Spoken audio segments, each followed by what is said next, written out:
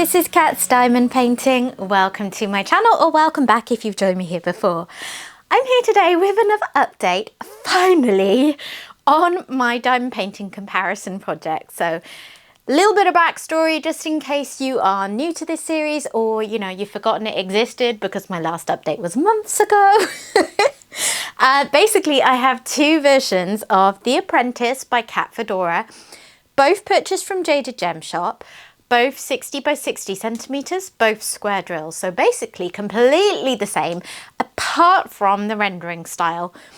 This is the original one that I purchased. This is the hybrid render style, as Jaded Gemshop calls it. And what that means, as far as I gather, is that it is largely computer charted and then a human goes over it and touches it up a bit. Then later on, Jaded Gemshop started doing what they call pixel charting, which is hand charting.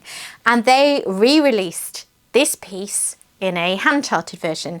And Kat Fedora is one of my absolute favourite artists. I loved this piece.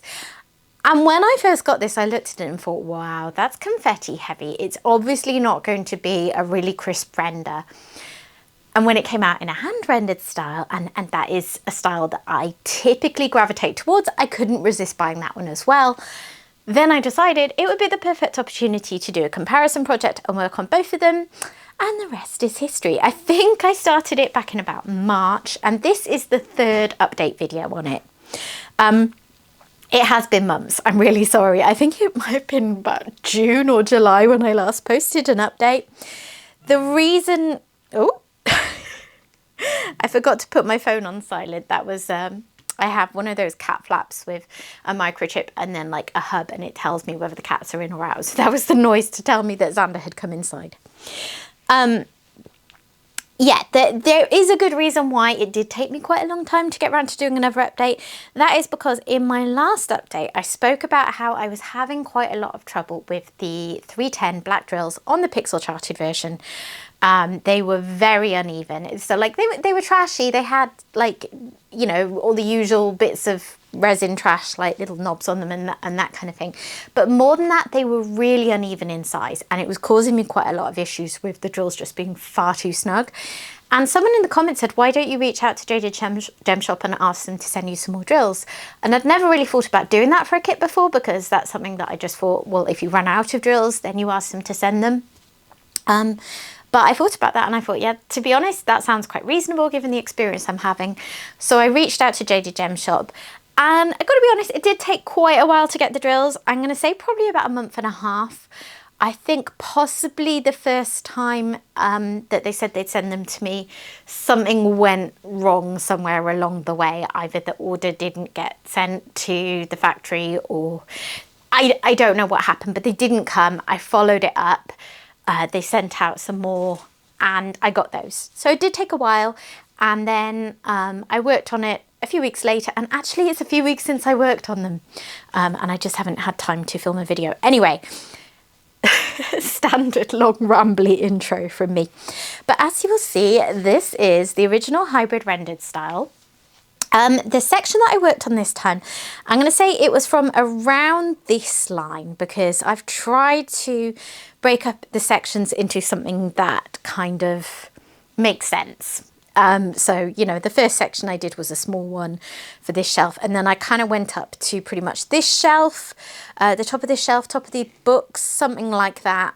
And then this time I wanted to capture the whole cat. I misjudged it. I've cut off a row or two of his ear. And that's frankly because it's quite hard sometimes to tell what's what on the uncompleted canvas of this one. But it's almost all of the cat, 99% of the cat.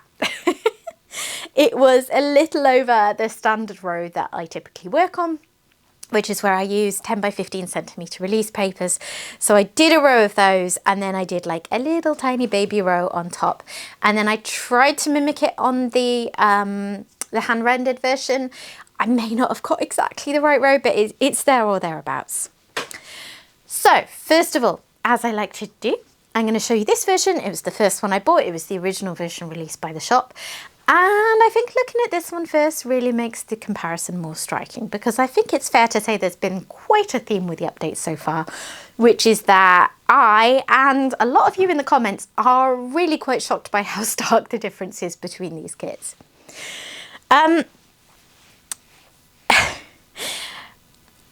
It was kind of a game of two halves working on this row. I did get really into it by the end.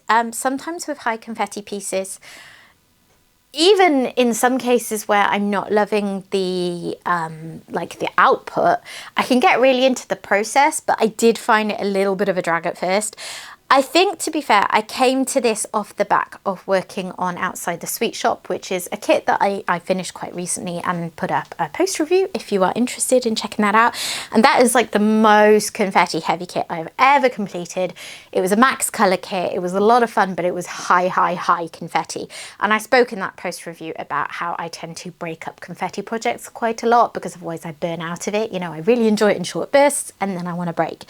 So I finished that and then I did this because I really wanted to do another update. And, you know, maybe that was a bit of an error and unfair to blame the kit for it. But I did get a bit frustrated when I came to this one with how slow it was. I had to use my method for tackling high confetti pieces to avoid burning out, which is basically to switch off thinking about what drills I'm going to place next. How can I explain this in a way that makes sense? So if I'm looking at a normal kit, a kit with a normal level of confetti or not much confetti, I have a section in front of me and I just kind of look and see which symbols my eye is drawn towards. Normally there is a symbol that jumps out and I think that's going to be the easiest one to work on. I find that very hard to do with high confetti pieces like this because it can be hard to pick out different symbols. So the way I do it is I map out a section with my release paper. You see I have that buffer there. What I do when I'm working on it is I have a buffer at the top and this would have been release paper that I could then move along as I wanted to open up a section. So I open up smaller sections, typically with very high confetti pieces. Hi Xander, sorry if you see a paw up there, that is Xander who's come to say hello.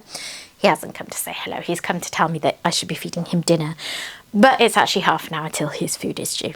He just doesn't agree with me. Where was I? Yeah, so I have a smaller section and what I do is try and just take that dithering over what symbol I'm going to work on next out of the equation. I start in the bottom right hand corner of my section because I'm right-handed, so I find it easier to place drills on the right hand side of my section first so that my hand can rest on those rather than the sticky patches. And I literally just say, oh, what's the symbol in the bottom right corner? It's this one. Okay, let me place that. And then any others that I can see. And then I work up that row, doing the same with every symbol I come to, and then I move on the next column and do the same. And I miss some, I miss quite a few generally, and I pick them up as I work through the section. But I just find that otherwise I get really annoyed by not knowing what symbol to do, what symbol to work on next, and that makes me feel a bit overwhelmed. So this is a way that I found that I can just kind of methodically plow through the high confetti section. That works for me. I did it through Outside the Sweet Shop. I do it with this. Anyway, so that is what I did. And as I said, I did get more into it as I worked through it. So my main thoughts about the appearance of this section, I think, and I always like to remind you at this point, the view that you are seeing in the viewfinder is like you're viewing this diamond painting from a good viewing distance. It's like it's on the wall, a good few meters away, and imperfections in the render are smoothed out and your eye kind of converts it for you. Up close, things look muddier, so bear that in mind. I did find this section quite, well, muddy, for want of a better word. The cat, it's really interesting actually looking at the cat in the viewfinder, because I actually think the cat looks pretty good in your view. In my view, the cat, actually that's not going to work, is it? Let's see if I can zoom you into the right section instead.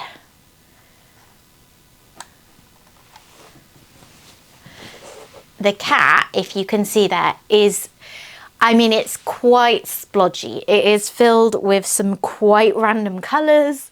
The paws in particular are interesting because look at that. Like, that is the paw. It's like greens and pinks and purples and beiges, and you would not know that was a cat's paw. But somehow when you zoom out, your eye does convert it and know that that's what it is. So up close, yeah, the cat, I mean, it looks strange. It sort of looks a bit like an outline of a cat, and then it's like been blinged up a bit because there are some ABs and things like that that don't necessarily make much sense to me. One of the things that I have found with this version is that the ABs are not, they don't seem to be charted mindfully. The ABs are an add-on, so you could have bought this without ABs. I added the ABs in, and I feel like basically if you had it without the ABs, my guess is that you would just have that DMC code as a non-AB, and when you chart it with ABs, they literally just take that DMC code and make it into ABs. And the reason I'm saying that is it means that sometimes those ABs pop up in places where they don't necessarily add anything in terms of accents. They're just literally being used for that colour. And I think that's probably a good example of it. Although, as I say, it does kind of make sense in the viewfinder. It does kind of make sense as an outline effect and maybe light spilling on the cat. So I don't know, it froze me. It froze me. I have my opinions, and then I come on here and I look through the viewfinder and it looks so much better. Like this book as well, this looks like a little bit of a mess in person. Let me show you. It's just sort of random drills. And then it works quite well as writing in the distance. So yeah, let this be a lesson to you that diamond painting should always be viewed at a distance. However, I think a lot of us are a bit spoiled these days by all these premium shops that do hand rendering, and it's very clear, and you don't have to be at a viewing distance to really make sense of the image. So yeah, what can I say? I think on the ABs, I found it a little frustrating because had I known that they would be used in that unintentional way, I maybe wouldn't have paid extra for the upgrade, because in my personal opinion, they don't add that much to the diamond painting. Okay, let me move you out and try to arrange this so that I can show you a comparison of this particular section with the hand charted version.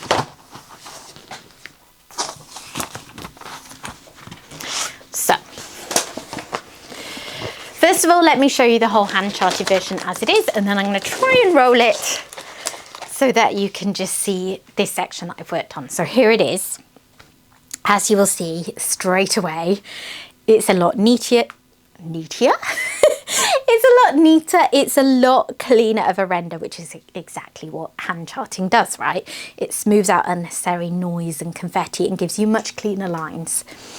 And you could argue, and I have raised this point in every update, that there is a sort of whimsical, like, what's the word I'm looking for? There is a lack of clarity to the original artwork. There is a sort of almost a haziness when you look at it. It's soft, it's gentle colours. And you could very well argue that the truest reflection of the artwork would be some combination of the two of these. Because it's not crisp artwork like this implies, but it's also not as hazy as this implies. The colours in this one are so much brighter than this one. And again, I feel like the true artwork is somewhere in between. This is often brighter than the original artwork and more vibrant. This one, it's more muted. In some ways, the colouring of this one is closer, I think. So on this particular section, it was really enjoyable to complete. It was nice and quick and easy. The black drills that I got were better, the replacement drills, because of the kind of the noise of the confetti being smoothed out. This section wasn't the most fun to work on because actually it means that there wasn't that much variety of colours. It did get a little bit samey, but it looks very effective, I think. This section got me pondering. on the difference between what makes a better diamond painting experience and what makes a more faithful render of the original artwork. Because the more I go through this, the more I feel like this doesn't quite capture what I was trying to describe before, the sort of I've forgotten the words I struggled to find the first time round, but that softer feel to the artwork. I'll put a copy up so you can see what I'm talking about. I've forgotten to do that up until this point. Apologies. It's a bit too bright and vibrant for the original artwork. However, I do feel like this is a much better diamond painting experience for my taste, at least. And there, you know, there's caveats to that. So for example, it's things like I like to multi-place, so ones that are a bit less confetti filled go quicker for me. That's often enjoyable. I like bright colours, you know, so there's aspects that make this one more enjoyable to work on, which don't necessarily automatically make it a better render of the artwork. Let me try and get these arranged so that you can see this section on both kits. Okay, that's not too bad. So it's interesting. A couple of things that really stood out to me. The book. This is a much cleaner render. There is just a green line going through it on the creaminess of the page. This one, as I covered before, up close, this is an absolute mess. There are random colour drills all over the place. However, I do think that this, in the viewfinder, looks much more like writing in a book, because you've got this one's too even, you know? There's no variation for different size letters or images or anything like that. And I'm saying this and I can't currently see the original, so I'm not entirely sure what it looks like in there. But to me, just thinking about looking at an old book, this one in the viewfinder looks more realistic. In person, this one definitely looks better, because I'm not even sure in person what this is. Looking at the cat, I kind of covered my thoughts on this version of the cat, but again, in the viewfinder, it looks great.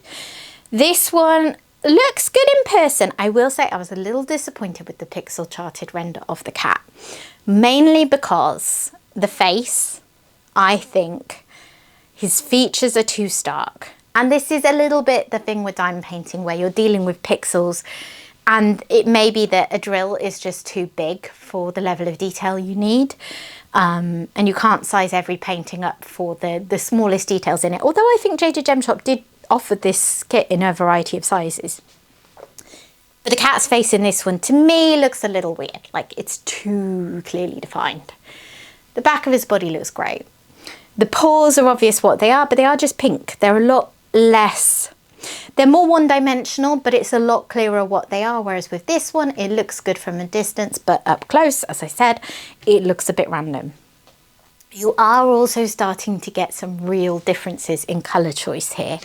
So looking over at the end with the plant pot, they are completely different colours across the two renders. In person, this one is pinks, greys, greens, purples, those sorts of shades. And in the viewfinder, I'd say it looks like a sort of purpley, pinky, quite pale colour. Not necessarily that plant potty, but I can't remember at this point in time what it looks like on the original artwork. This one is it's a much more brick-like colour, but do you know what? I'm actually going to look. Let me have a look. It would be helpful at this point for me to see the original artwork and judge which one looks more like it. So here it is, and I'm going to say that the non-hand charted version is closer to the original artwork colour. I feel like this one hasn't just been smoothed out, the colour has actually been changed. And I'm not sure why. Interesting. So this section, more than any of the others, has really got me pondering a little bit, like I said, you know. I cannot dispute that I'm enjoying working on this one more, although I do get into this, but I get frustrated by the unnecessarily intense level of confetti and by how it does not look at all clear up front. But the more I'm doing of it, the more I'm leaning towards feeling like this is closer to the original artwork. And has this been changed a little too much? But is that a feature of hand rendering, or is it a feature of this hand rendering and actually different colour choices could have been made and they may have worked better? I'm not sure. I'm conscious at this point in the video I sound quite negative, and I don't mean to. I think it's just because I'm spending so much time analysing these both and comparing them and, you know, thinking about what I want to talk to you about with them. If I was working on either of these kits, I would probably be less critical if I was just working on one or the other. Well, I don't know. I feel like for the money, I might have been a little disappointed with the clarity of this one, if I'm honest. It did come in bigger sizes, but I felt 60 by 60 centimetres should be big enough for the artwork, and actually the fact that it can be hand charted, so clearly at that size, kind of suggests it could be. And I think, I'm not sure how much hand touching up has been done on this one. But I'm just, yeah, I feel like this is going to be a beautiful, bright, vibrant piece. But I don't know if it's going to be totally true to the original artwork. It's too bright, you know? It's too vibrant. Kat Fedora pieces are colourful, but in a slightly muted colour palette. Anyway, I think that is everything I have to say on this section. Let me, as much as is possible in the space I have, show you, oh, I can't really go out any further, but these are the kind of full comparisons. I say that, I can't actually show you both. I'm just gonna have to move this like that. Woo! What do you think? My comment section on my previous videos, it's been pretty unanimous, not completely unanimous, but pretty unanimous that people prefer this one. And I'm interested if that is how you still feel, what your reasoning is. Is it because you think it looks more true to the artwork? Is it because you think it looks better as a standalone piece if you don't think too much about the original artwork? Is it because you think it looks more fun to do? And I suppose it's just what do we all value more? Because I think for me, the thing I value most is how good the actual diamond painting looks. But I do think a lot about the original artwork, particularly with an artist whose work I love so much. I do, you know, in situations like the plant pot, where I feel like the colouring of the pot has really been significantly edited, I'm not sure how I feel about that. So I think the gist of this update is I'm a bit confused. I'm a bit confused how I feel and what I think, and I really wish there was some way to kind of mash these together and come up with like the perfect render that has clarity and crispness and doesn't give you lots of painstaking confetti to work through, but it has the right colouring, it catches that muted note, that softness. I don't know. I just don't know anymore.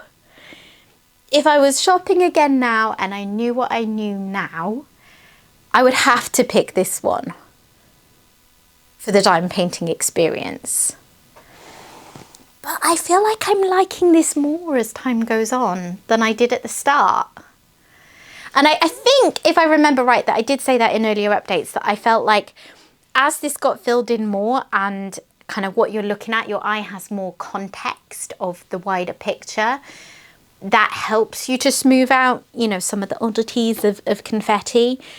So it sort of makes sense and it's sort of in line with what I expected. But yeah, I don't know. I'm so confused. I would really, really, really love to hear your thoughts at this point and hear what you think of the two of them. it's been fun. So my next section, I don't know when I'm going to get to work on it again. I wouldn't be surprised if it isn't until the new year, because I'm working on a big Christmas project now, and I'll probably want to do some smaller ones, but just to kind of map it out on this one, if I can get it to lay flat enough. I'm thinking maybe just 2 more sections. I think maybe 1 to take me to the top of the candles. And then 1 bigger section for the top, because there's not so much going on in the top bit. And certainly for this one, that should be quite quick to complete. So I reckon 2 more updates. And obviously that second update will be a final thoughts with the completed pieces. But yeah, as ever, I am just super keen to hear what you think. It's a beautiful piece, whichever way you look at it. I'm just so conflicted at this point. Anyway, thank you very much for watching. I hope you've enjoyed my rambles, my rather unclear thoughts on this. I think it's quite interesting actually, having a diamond painting project that I feel like I want to dissect this much, you know. Usually it's just, oh, I've placed drills, it looks pretty, that's fun. So yeah, it's quite nice having a really in-depth thought process about the diamond painting I'm completing. But yeah, I hope that you find it interesting too. Okay. If you have enjoyed this, please consider dropping a like on it. And if you are not yet subscribed to the channel, I would love to have you stick around. So please consider doing that too. And I will hopefully see you again soon. Bye bye.